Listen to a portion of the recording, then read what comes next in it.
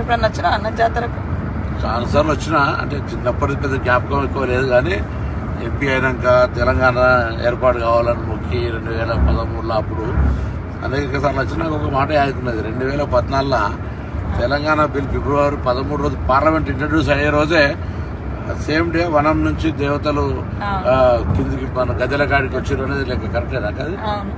అంటే మనం 60 ఏళ్ల నుంచి జనం ఎట్లయితే తెలంగాణ కావాలి తెలంగాణ అంతకుముందు కూడా ఎవరు వచ్చినా బెల్లం ముద్దలు పెట్టుకొని జై సమ్మక్క సారలమ్మ జై తెలంగాణ శివరాత్రి ఉంటే కూడా అనుకుంటూ వచ్చేది. ఆ తర్వాత నేను అక్కడ అప్పుడు ఎమ్మెల్యేగా ఉన్నా 2009 నుంచి 14 వరకు. ఆ రోజు మేము ఆడ మీడియా పాయింట్ ఉంటది, నాక మంచి అంటారు. నాక మంచి అంటే అది సెక్యూరిటీ. ఒకప్పుడు యుద్ధం అప్పుడు సమ్మక్క సారలమ్మ కాకతీయులకు వ్యతిరేకంగా పోరాటం చేసేటప్పుడు వాళ్ళ సైన్యాలు ఎక్కడి నుంచి వస్తున్నాయని వీళ్ళు ఒక మంచలాగా హైట్ వేసుకుని, అది ఇప్పుడు మనము ఒక పోలీస్ చెక్ పోస్ట్ లాగా ఇప్పుడు లాస్ట్ కు మీడియా పాయింట్ అయిపోయింది అంతే.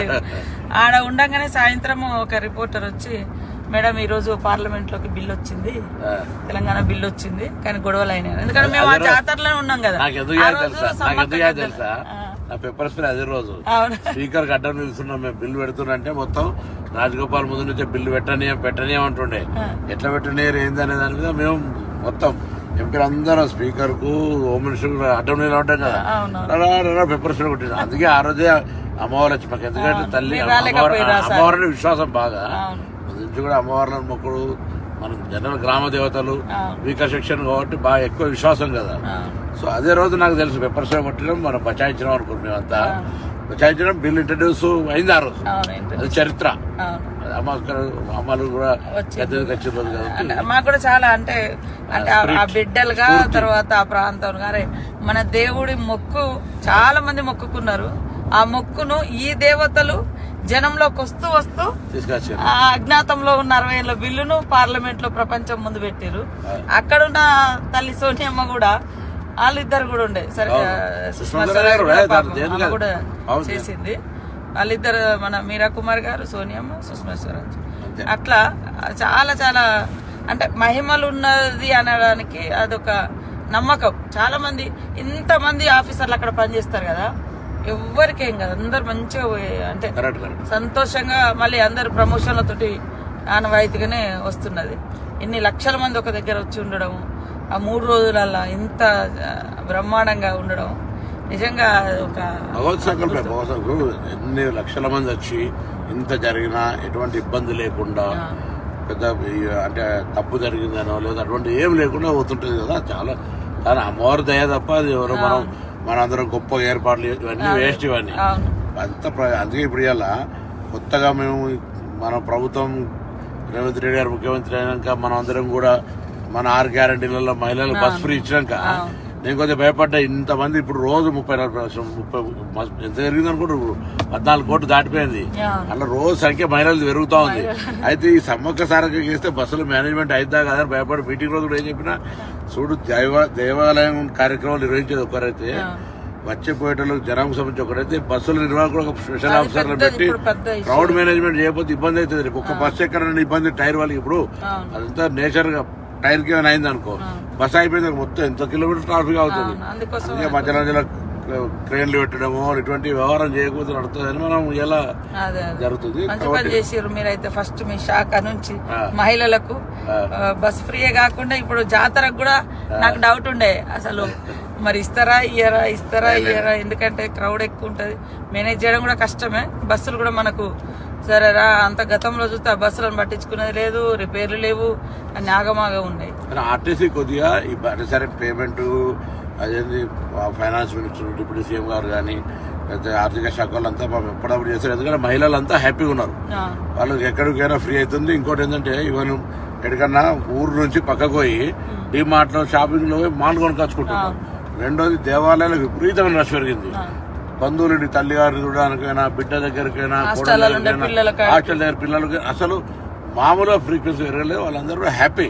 నిజంగా మనం ఏదైతే మాట ఇచ్చినామో, నేనైతే ఎన్నికలప్పుడు చెప్పినా నా తెలంగాణ అక్క చెల్లెలకు అత్తగారింటికైనా అవ్వగారింటికైనా 1000 ఎకరాలు భోజనం పెట్టినా పోతాంటే బస్ ఫ్రీ అన్న చూడు, దాంతో చాలా పెద్ద ఒక జరిగింది. మనం మళ్ళా గ్యాస్ కూడా అనేది మహిళలకు సంబంధించి చాలా పెద్ద ఆర్థిక భారం నుంచి బాగా కరెంట్ బిల్ కూడా వాళ్ళే కడతారు. కరెంట్ బిల్ 3,000 అంటే అసలు మహిళలు అయితే అసలు ఇక వాళ్ళు మనల్ని కాంగ్రెస్ మనం ఇలా అదృష్టం మన అందరం ప్రభుత్వంలో ఉన్నాం. ఒక మహిళ చెప్తున్నారు, ఉమెన్ గ్రూప్ స్వయం సహాయక సంఘాలలో మన ఇంద్రవెల్లిలో మీటింగ్ పెట్టినాం కదా, వాళ్ళకి నెలకు 4,000 నుంచి 5,000 మిగులుతున్నాయట. అంత ముందు భారం ఉండేది. ఎందుకు అంటే మేము బస్ ఫ్రీ ఎక్కుతాను, వేరేకి వెళ్ళిపోతే బస్ ఖర్చు వచ్చేది. ఆ బస్సు కిరాయి కట్టకుండా మేము ఏడికి పోయినా కూడా పని చేసుకొని వస్తాను. మహిళా సంఘాలలో కూడా 4,000 నుంచి 5,000 భారం మాకు తగ్గింది మీ గవర్నమెంట్ వచ్చిన. చదువుకున్న పిల్లలక్క నేను నిజామాబాద్ మనం సడన్ గా ఆర్మూర్ బస్ స్టాండ్ కైనా 300 రూపాయలు టికెట్ మంచి పోతుంది వస్తుంది. వీక్లీ ఒకసారి అవసరమైతే 2-3 రోజుల కోసం వేస్తున్నారు. అంటే చాలా కన్వీనియంట్ జరిగింది. 500-600 ఉన్నది బస్ కిరాయి వాస్తవానికి, గతంలో పెంచేసారు. ఇప్పుడు ఎందుకే సమ్మకు కూడా ఏర్పాట్లు బాగా చేయాలని మనం బస్సులకు సంబంధించి దాదాపు 6-7 బస్సులు పెట్టి మేనేజ్మెంట్ కూడా స్టాఫ్ మా ఎండి గారు కూడా చెప్పినాం, మా సెక్రటరీ కూడా అందరు మొత్తం ఆన్సర్ అంటే అందరు వస్తారు. అన్ని రకాల ఏర్పాట్లకు ఎక్కడ ఇబ్బంది లేకుండా చేయాలని గవర్నమెంట్ కూడా అటువంటి ఆలోచనతో మనం కూడా అందరం చేస్తున్నాం. కాబట్టి ఆ సమ్మక్క సారక్క కార్యక్రమంలో కూడా భగవంతుని అందరూ ఇంకోటి ఏంటంటే గొప్ప విషయం ఏంటంటే మనం ఈసారి అందరూ కూడా ఖచ్చితంగా ప్రతి తెలంగాణ బిడ్డ ఇంటికి మనం బంగారం అంటే బెల్లం ఏదో ప్రసాదం పంపాల్సిందే. ఆ కార్యక్రమంలో మనం తప్పకుండా నిర్వహించాల్సిన అవసరం ఉంది. అది ఎంతరన్నా కానీ మనకు అన్ని గ్రామ సేవకుల ద్వారా అవసరమైతే ప్రతి నెట్వర్క్ ఉంది. అందులో పంచాయతీరాజ్ డిపార్ట్మెంట్ కావచ్చు, లేకపోతే మనం ట్రాన్స్పోర్టేషన్ కూడా మా ట్రాన్స్పోర్ట్ వ్యవస్థ ఉన్నది మా దగ్గర నాటేస్తుంది. మేము ఇంకో ట్రాన్స్పోర్ట్ లో గూడ్స్ పెట్టాం కదా. సో మనం అందరం పంపుదాం తప్పకుండా. మనం భగవంతుడు మనం గ్రామీణ దేవతలు కాబట్టి ప్రకృతి మించింది అంటే ఊరూరులో ఉండే దేవతల నమ్మకాలను, ఆ నమ్మకాలు ప్రజలకు ఇంకా బలంగా ఉన్నాయి. అంటే వాళ్ళ ఆదివాసీ బిడ్డలు, ఆదివాసీ సమాజం అప్పుడు ఇబ్బంది పడ్డది. అప్పుడు వాళ్ళకు అప్పుడున్న రాజులకు వ్యతిరేకంగా పోరాటం జరిగింది. కానీ అనుకుంటారు అమ్మ తల్లి బిడ్డలు అంటే కదా. అవును, తల్లి బిడ్డలు జనరల్ సమ్మక్క సారక్క అంటే సినిమా గానీ లేదా బయట కూడా ప్రొజెక్షన్ తప్ప అసలు సమ్మక్క సారక్క అక్కయ్యాలనుకుంటారు. సమ్మక్క సారక్క తల్లి బిడ్డలు జరిగిన పోరాటంలో జరిగిన వ్యవస్థ అసలు ఏం చెప్పు అంటే అప్పుడు 13వ శతాబ్దంలో కాకతీయులు పరిపాలించారు మన ఏరియా. అటు కూడా మన గోదావరి ప్రాంతం అంతా కూడా వాళ్ళ కంట్రోల్లో ఉండే. అంటే కప్పం కట్టం అనేది అంట పన్నులు వేస్తే అప్పుడు 7 సంవత్సరాలు కరువు. ఈ కరువులో మేము కప్పం కట్టలేము, మేము తినడానికే దొరుకుతలేదని మన సామంతరాజు మేడరాజు ఉండే అన్నట్టు, మన ట్రైబల్ గిరిజనుడు రాజు కింద సామంతరాజులు జమీందారులు జాగీర్దారులు 1947 స్వతంత్రం రాకముందు అంతా కూడా వాళ్ళది ఉండే రాజ్యం. మళ్ళీ ఎట్లయితే స్వతంత్రం వచ్చి మనం భారతదేశంలో విలీనమో వాళ్ళంతా కాంగ్రెస్ నాయకులు, ఎమ్మెల్యేలు, ఎంపీలు అయిపోయి మళ్ళీ ఇప్పటికీ అలాగే వస్తున్నారు. దాని తర్వాత తెలంగాణ ఉద్యమం వచ్చింది. మళ్ళీ ఆనాడేమో మనం ముక్తి కోసం విముక్తి కోసం అన్నాం. ఇలా నీళ్లు నిధుల కోసం ఆనాడేదో జరిగింది, మళ్ళీ ఇదే జరిగింది. ఆయనను ఇబ్బంది పెడితే మేము కట్టలేమంటే కాకతీయులు యుద్ధం ప్రకటించారు. వీళ్ళ దగ్గరేమో మంచి ఆధునికమైనటువంటి ఆయుధాలు, ఆధునిక ఆయుధాలు, మన దగ్గరేమో బల్లలు, బర్షలు, బాణాలు. అట్లా కూడా పాపం యుద్ధం చేసిర్రు. మంచా కాడికి వచ్చినాక వెనక నుంచి కాకతీయ సైనికుడు వెనక నుంచి సమ్మక్కను బర్షతో పొడిచి ఆమె గుట్టలకు వెళ్ళి ఆ చిలుకల గుట్టలో అదృశ్యం అయిపోయింది. ఇక కనపడకుండా ఆమె వాడిన వస్తువులు దొరికినాయి. అట్లా ఆమె దొరకలేదు, అట్లా దేవతగా మారి ఇప్పుడు ప్రతి 2 సంవత్సరాలకు ఒకసారి గుట్ట మీద నుంచి కుంకుమబర్ణి రూపంలో ఆమె వస్తువులు తీసుకొచ్చి ప్రతిష్ఠింపజేస్తారు. ఆ 4 రోజులు, ఆ 3 రోజులు గద్దెల మీద ఉంటుంది. ఆ తర్వాత మళ్ళీ శనివారం రోజు జాతర ఏ వారం అన్నా రాని, బుధవారం స్టార్ట్ అవుతుంది, శనివారం నాడు ఎండ్ అవుతుంది. అది ఏ తారీఖు అన్నా కానీ ఏ నెలన్నా కానీ. వారాలు మాత్రం బుధవారం నాడు సార్లమ్మ వస్తుంది గద్దెల మీదకి, బేస్తవారం నాడు సమ్మక్క వస్తుంది, శుక్రవారం నాడు అందరు దేవతలు ఉంటారు. పగడిద్దరాజు, గోవిందరాజు. గోవిందరాజు ఏమో సార్లమ్మకు భర్త, పగడిద్దరాజు ఏమో సమ్మక్కకు భర్త. సమ్మక్క సార్లమ్మ తల్లి బిడ్డ, జంపన్నేమో కొడుకు, సమ్మక్క కొడుకు. అక్కడ ఆయన వాగుకాడ సెక్యూరిటీగా ఉంటాడు. అంటే అక్కడ ఉంటే ఆయన అంటే సైన్యాన్ని ఆపలేక అవమానంతో అట్లా పడి చనిపోయింది అనేది ఒక కథ. అంటే ఆ వాగుంది కదా జంపన్న వాగు గురించి, అక్కడ దాని పేరు ఒకప్పుడు సంపెంగి వాగు అని ఉండినట. ఆయన చనిపోయింది కాబట్టి ఆయన పేరు మీద జంపన్న వాగు అని వచ్చింది. ఇప్పుడు కూడా మనకు 21వ తారీఖు నుంచి 24 వరకు ఉంటుంది.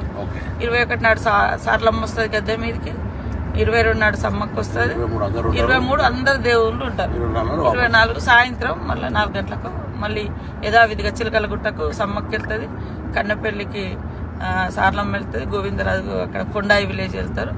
మళ్ళీ అక్కడ వాళ్ళకు గూడులు ఉంటాయి, అక్కడ గుట్టలలో మళ్ళీ అక్కడ ఏ వంశస్థులు ఆ వంశస్థులు. మళ్ళీ ఇది అయిపోయిన తర్వాత నెక్స్ట్ జాతర కూడా ఊర్లలో మళ్ళీ చేస్తారు, తిరుగువారం జాతర.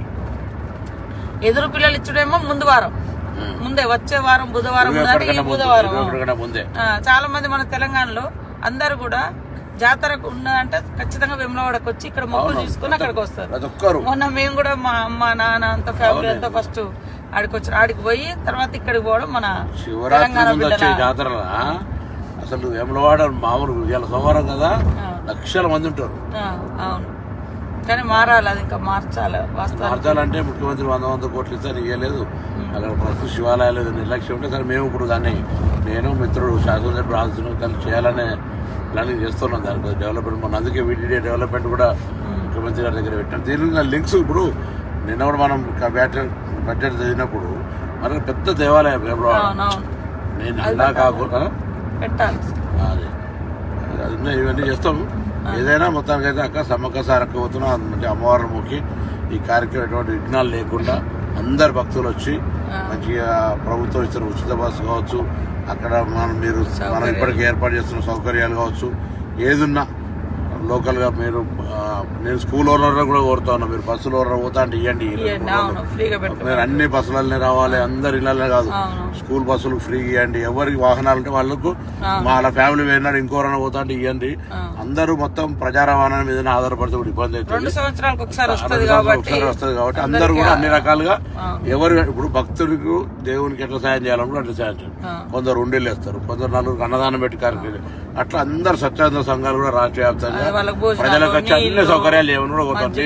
నీళ్ళు ఇచ్చడం, నీళ్ళ సప్లైయర్లు కావచ్చు, భోజనం వాళ్ళు కావచ్చు, లేదా ఇతర స్నాక్స్ ప్రిపేర్ చేసే చాలా మంది ఇప్పుడు అటువంటి ఎవ్వరికి వాళ్ళు వచ్చి సాయం చేయమని కూడా మనం అందరం కూడా ప్రభుత్వం తరఫున కోరుతాను. ఈ సమ్మక్క సారక్క అనేది రాష్ట్ర ప్రభుత్వ కార్యక్రమం, జాతీయ స్థాయిలో కూడా గుర్తించాలని చెప్తాను. ఇప్పుడు మాట్లాడతారు, నేషనల్ ఫెస్టివల్ చేయమంటే అది కూడా చేయాలి. ఇలా ఇవన్నీ ఉన్నాయి, ఇవన్నిటికి సంబంధించి తప్పకుండా మనం మళ్ళీ ఇప్పుడు 4-5 రాష్ట్రాలలో వస్తారు, ఛత్తీస్గఢ్, మధ్యప్రదేశ్, ఒరిస్సా, మహారాష్ట్ర, ఏదో వేములవాడ ఇక్కడికి మహారాష్ట్ర చాలా మంది వస్తారు సమ్మక్క సారక్క. సో అందరి పండుగ ఇది, అందరు కూడా దీనికి సహకరించి ఈ కార్యక్రమం విజయవంతం కావాలని చెప్పి మళ్ళా మా ఏరియాకి వస్తున్నారు. వరంగల్ జిల్లా ఉమ్మడి జిల్లానే కాదక్క, కాబట్టి మళ్ళీ ఒకసారి అందరం కుటుంబ పరంగా కూడా వస్తాం. అందరికి స్వాగతం. సమ్మక్క సారక్క అందరికీ విజయవంతంగా భగవంతుని అమ్మవారి ఆశీర్వచనం ఉండాలని కోరుకుంటున్నాం.